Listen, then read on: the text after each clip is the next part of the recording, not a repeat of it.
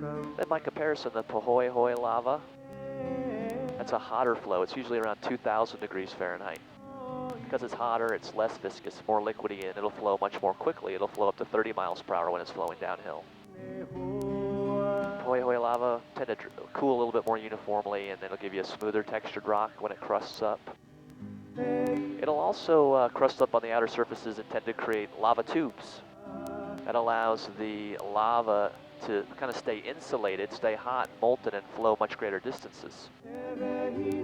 Which explains kind of the shape and nature of the Hawaiian volcanoes. Hawaiian volcanoes are more gradually sloping and broader based than a lot of other types of volcanoes. And again, that's because that Pahoehoe lava, less viscous, creates these lava tubes and allows the Pahoehoe lava to flow pretty great distances. Now, have any of you guys been to Volcanoes National Park by any chance? Yes? Some yes, some no? Okay.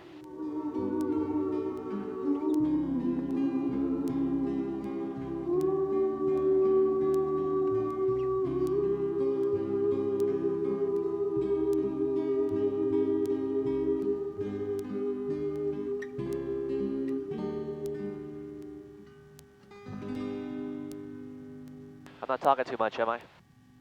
You sure? You won't hurt my feelings? All right. All right, so we talked a little bit about some of the volcanoes, about the lava flow, lava rock, the pu'us. Let's talk briefly about the origin of the Hawaiian Islands themselves. The Hawaiian Island chain is made up not only of the 8 islands of the state of Hawaii, but it includes an additional 124 islands, reefs, shoals, and coral atolls. The chain's anchored in the southeast by the Big Island, and it spans about 1,600 miles in a generally straight line up to the northwest, where it terminates at Midway and Kure atolls. Well, each of these islands was formed by a volcanic hotspot. It's about 20 miles southeast of here, down in the depths of the Pacific. And what's happened over millions and millions of years, lava's been flowing from this hotspot. And slowly, layer upon layer of lava's flowed, building up a volcano until eventually a volcano grows enough to break the surface of the ocean, emerge, and become a volcanic Hawaiian island. Well, at the same time this process is happening, the Pacific tectonic plate that sits above the hotspot very slowly drifts off to the northwest at about the rate that your fingernails grow, about 3 inches a year. So you have this volcanic Hawaiian island that's created, and then it starts to drift away from the hotspot. And as it gets further and further from the hotspot, active volcanoes begin to transition to dormant and then to extinct volcanoes. And then the process repeats itself. Another volcanic Hawaiian island's created it above the hotspot, and then it drifts away from the hotspot to the northwest. And so on and so on. So eventually the Hawaiian Island chain is sort of like an underwater mountain range, the peaks of which we see above sea level. And as you move from the southeast to the northwest along the chain, you get progressively older and older islands. So the Big Island here is the newest island in the chain. Only one that still has active volcanoes. But someday the Big Island's going to push far enough off to the northwest that all the volcanoes here will be extinct and a new island will take its place. And that process is happening as we speak. Scientists are studying what they've named the Loihi Seamount. Again, it's about 20 miles southeast of here, about 3,000 feet below sea level currently, but slowly growing. And scientists estimate within the next 100,000 years that Loihi should have grown enough to finally emerge from the Pacific and become the newest Hawaiian island. Okay, at about 1 o'clock, we're getting our first look at the Kilauea Summit, also referred to as the Kilauea Caldera. You can see the smoke plume that's coming from the Kilauea crater. Inside the larger Kilauea crater, which is about 3 miles across at its widest point, we have a smaller crater called Halemaumau. That's where Hawaiian legend says that Pele, the goddess of volcanoes, where she lives. Now you can see the summit of Kilauea is really not all that distinguishable from the land around it. Kilauea is a young, growing volcano. It's only about 4,000 feet or so above sea level at its summit. And if the other 4 volcanoes here are any indication, Kilauea has a lot more growing to do before it's all said and done. Also, the fact that it rests on some of the lower slopes of Mauna Loa, such a massive volcano, really doesn't help Kilauea stand out too much. But Kilauea is the most active volcano on Earth. It's been in a state of nearly continuous eruption in one way, shape, or form since 1983. Now that smoke we see, that's sulfur dioxide primarily, kind of a noxious fume. Also has carbon dioxide, water vapor, and then smaller amounts of some pretty nasty stuff like arsenic, selenium, and mercury.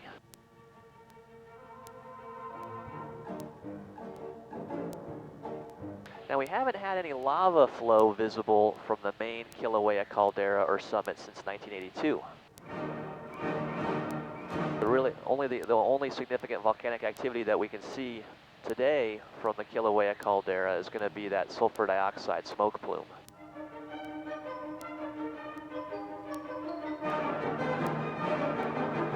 Now, the heart of the current ongoing eruption, the one that started in '83, is located down along one of the two main rifts of Kilauea, the eastern rift. We've got a southwestern rift and an eastern rift. The southwestern rift heads off that way into the Ka'u Desert. Eastern rift heads off to our left, under the cloud cover.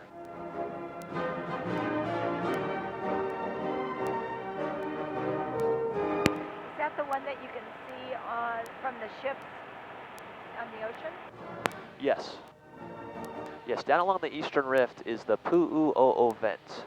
And that's where the '83 eruption started, where you have a system of lava tubes that heads down towards the ocean, where you have periodic lava flows along the tube that make its way to the surface, and that would be very visible from ships off the shore, absolutely. Here, all you're going to see is some glow in the sulfur dioxide plume at nighttime. Again, because there's no lava here up at the surface. Now, it's a little bit. They measure everything about these volcanoes very closely, and Halemaumau, that smaller crater where the smoke's coming from, on average emits about 1,200 tons of sulfur dioxide a day. The vent that you see opened up in 2008 with a fairly, it had a little explosion in it, and it showered chunks of volcanic rock several hundred meters all around that area. And then the sulfur dioxide started pouring out. Since then, the FAA has put up what they call a temporary flight restriction around this main crater. So we're going to have to kind of skirt around that TFR, that flight restriction, stay a little bit high, and that'll be as close as we'll get to the main caldera area. But I'll be doing some left and right hand turns. Right now we got out the left hand side, so this is a good opportunity for anybody on the left hand side, like Pat or Thalia or Naomi, to get some aerial photos. And once we get on the south side of Halemaumau, I'll make a little right-hand turn and I'll put it out the right-hand side for Judd. And Karen, you're kind of in the middle. You can probably get photos from anywhere you want if you wanted to. And then once we've done that, then we'll start to descend down towards the eastern rift to the Pu'u'o'o vent, the heart of the current ongoing eruption where there are no flight restrictions. And where we hope to get everybody get some good eyes on some new Earth being created by Madame Pele, the Hawaiian goddess of volcanoes.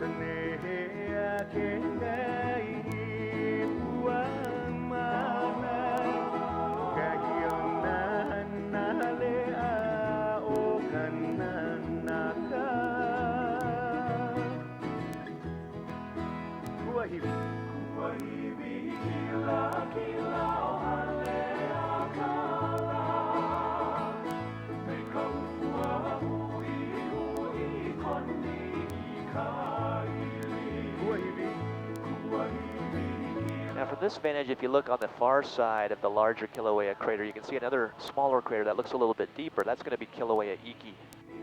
That was the site of the tallest lava fountain on record produced by Kilauea. In '59, you had lava shooting vertically almost 2,000 feet in the air from Kilauea Iki.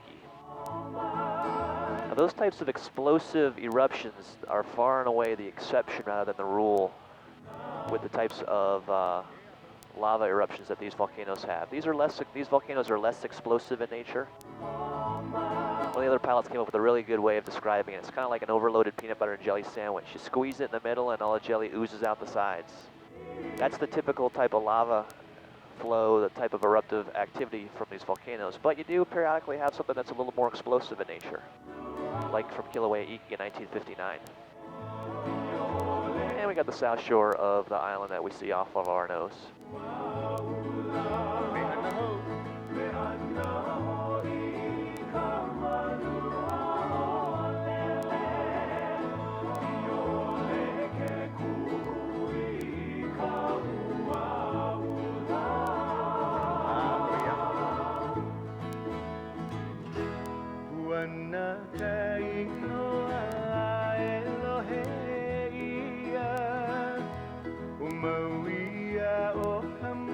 As we make our way down along the eastern rift, you'll see a series of craters and pu'us. We talked about how those pu'us get formed. The craters form when you have significant subterranean displacement of lava that's shallow to the surface, weakening the layers of rock above it, eventually causing it to crater inward. So again, the eastern rift will be defined by craters and pu'us. You can already see some of the craters up ahead along the Chain of Craters road. All right, I'm gonna make a quick left-hand turn, about a 180. I'm gonna put the summit out the right-hand side for Judd. Judd, you gonna take some photos? You got a camera over there? Yes, I do. Okay, let me go ahead and knock out that turnout then.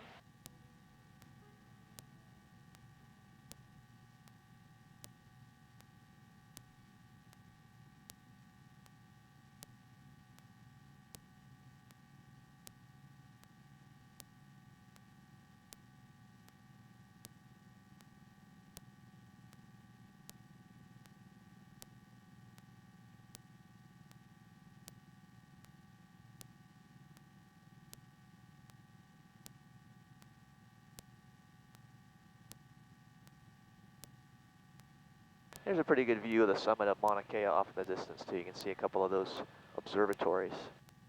Look like little white golf balls. Judd, you got a couple good photos? All right.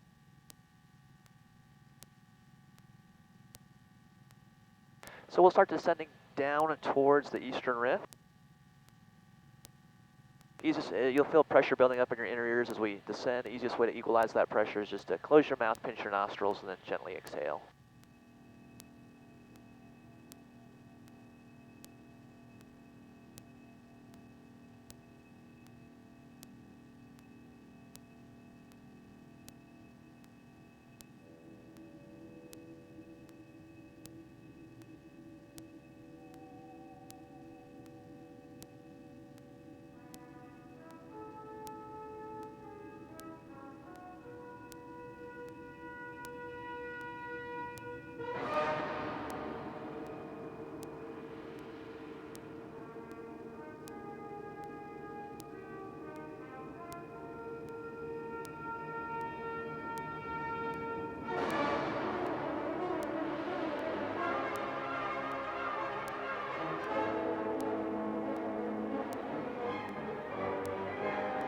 Okay, off our nose you can see Mauna Ulu.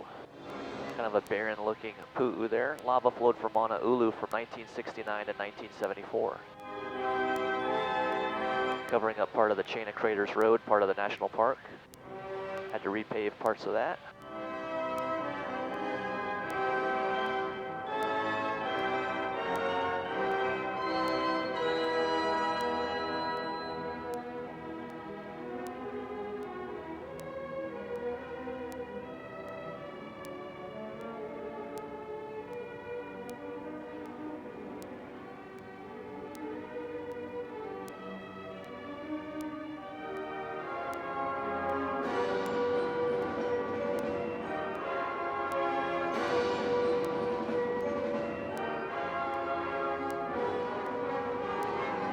Okay, up ahead you've got the Maka'opuhi crater on the right side, right front, and then on the left side of that is the Kane Nui Ohamo Pu'u. You can actually see some of the sulfur dioxide smoke coming from the crack in the rock on the left side of Kane Nui Ohamo. So lava is flowing underground along this rift from a lava reservoir that sits a couple miles below the main caldera. That's provided by the hotspot. Flows along this rift to the heart of the current eruption, which we see off our nose in the distance, the Pu'u'o'o vent.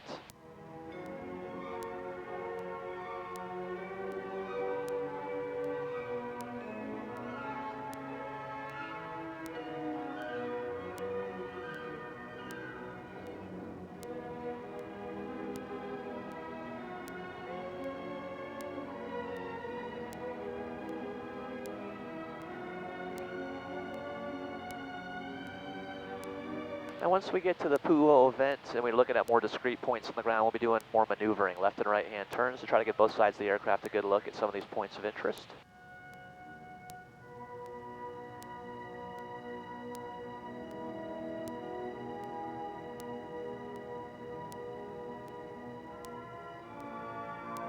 It's kind of broad but shallow crater to our right front. That's the Nepal crater.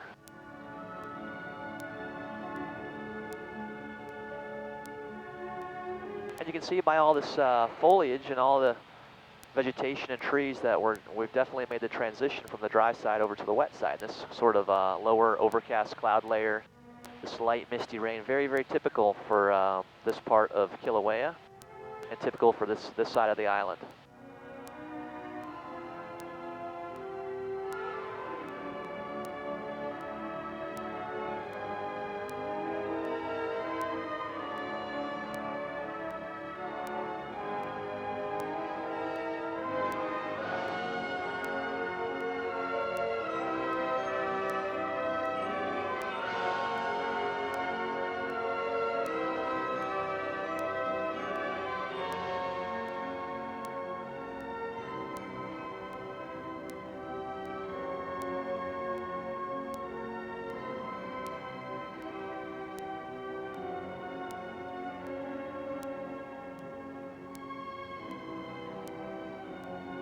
Okay, so here we are at the Pu'u'o'o vent. This is where the eruption started in '83.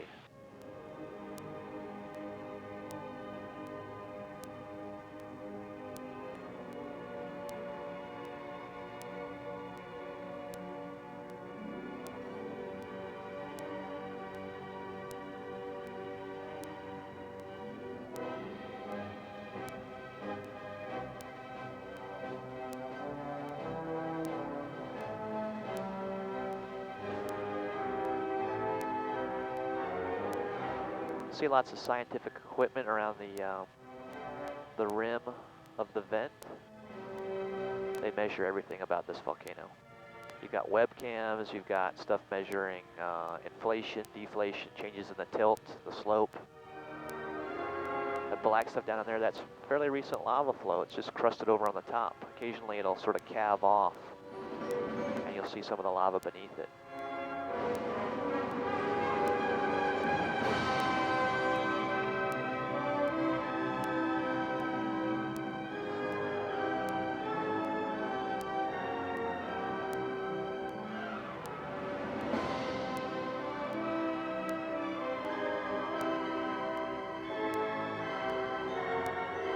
Okay, I'll be making a right reversal, making a little right turn around it so Judd can get a good look.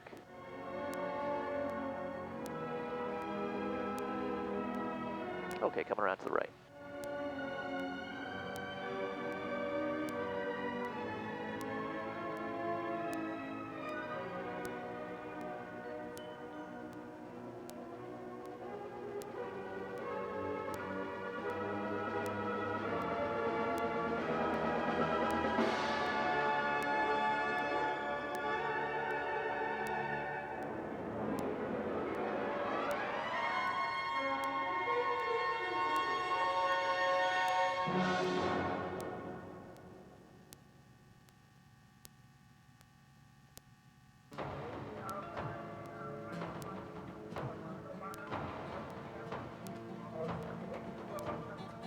So from here we're going to head down and we're going to follow the lava tube that breaks off from the rift. Lava's flowing through the Pu'u'o'o vent, down the tubes towards the ocean.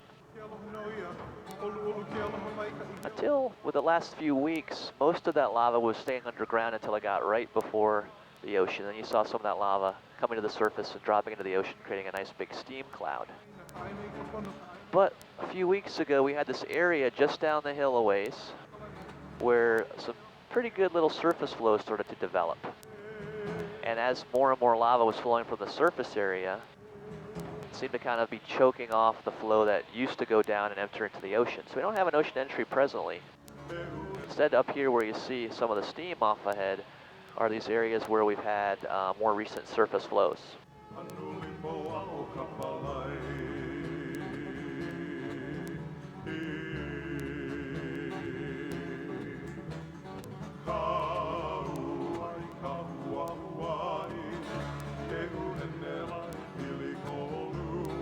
So on the first pass around this upper flow area, I'll be making a right-hand turn, trying to pinpoint the best locations for viewing any surface flows, and then we'll do some left turns as well.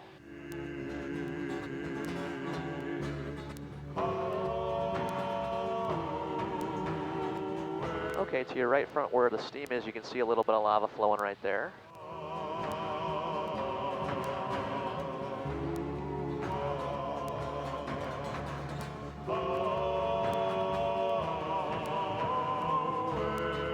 Yeah, it's pumping pretty good right over there.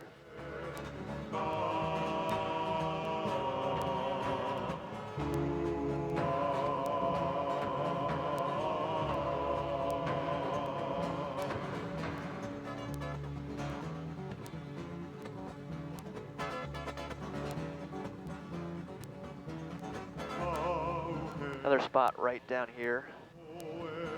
You can see it crusts over pretty quickly. Most of the lava that's flowing is black. It's already crusting on the surface, but along the edges you can see some of the red where it's a little bit hotter. See what I'm talking about there, Judd? All right, I'll be making a left reversal, coming back around and heading back up the hill and putting all this stuff out the left-hand side. Everybody feeling okay with the maneuvers?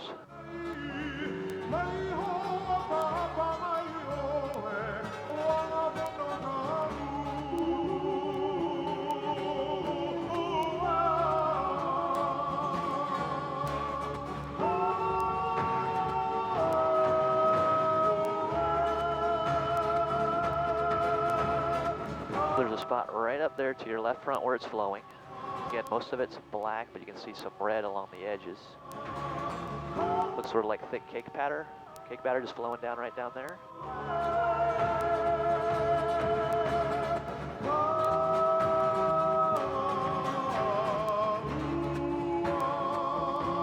Another spot up the hill a little bit more that we'll see to our left front. The best spot though was at the very top, where it was really, really flowing and it was very, very orange and red.